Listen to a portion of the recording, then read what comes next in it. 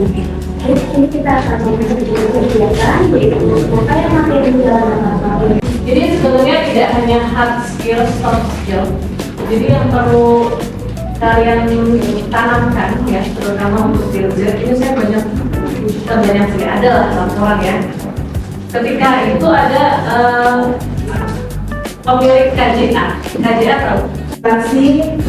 Nah, kalau misalkan berdasarkan dari yang kita ketahui itu ada, nah seperti ini.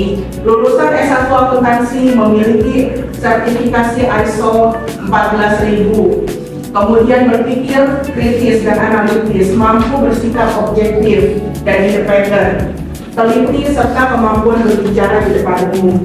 Ini yang diperlukan sebagai job desk-nya, kriterianya. Teman-teman, kenapa sih saya menanyakan mengenai siklus akuntansi ini?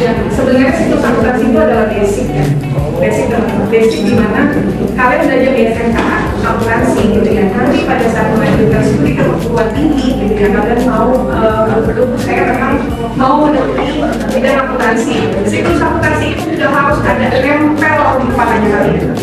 Jadi pada saat kalian itu nanti ditanya lagi, bahkan nanti sampai sidang sampai lulus nanti, itu tetap akan ditanyakan. Kenapa sih kalau kita bilang siklus akuntansi ini harus mengotok ya, harus kita simpan di kepala kita, karena memang itu adalah dasar.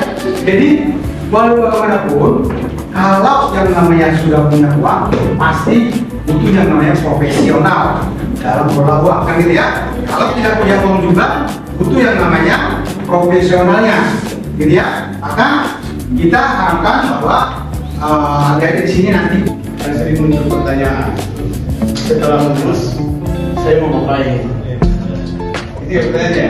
Yang paling besar tuh, setelah lulus SMA ini sampai ini mau ngapain nih? Terkait yang tadi mungkin ibu sudah laksanakan pada perusahaan ibu tentang rejection letter Yang ada di lapangan saat ini ya. Jadi saya juga sering itu baca kalau di Instagram, kalau di TikTok gitu kan, HRD ghosting gitu kan. Terus kalau misalkan ditanya malahan HRD-nya yang ngegas gitu kan, ditunggu aja atau apa gitu kan, bahasanya. Kalau boleh dikenalkan namanya?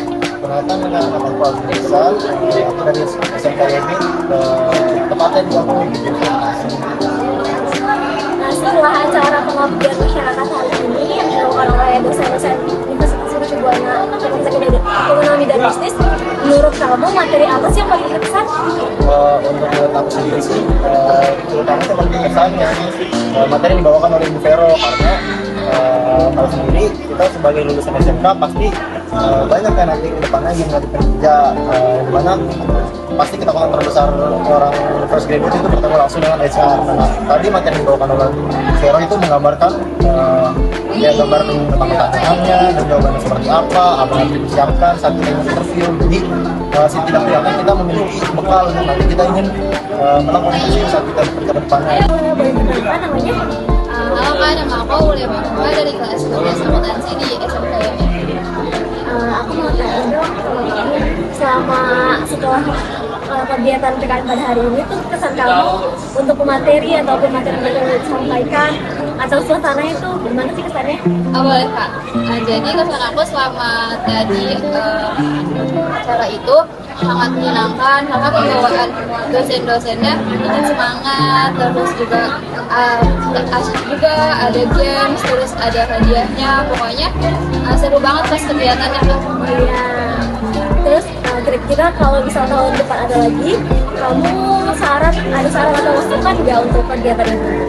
Saran masukannya mungkin ini bisa diadain setiap tahun jadi rutin, terus atau mungkin lebih banyak lagi kayak per 6 bulan, jadi lebih banyak siswa-siswa SMK yang bisa dapat pelajaran yang sangat bermanfaat ini kan.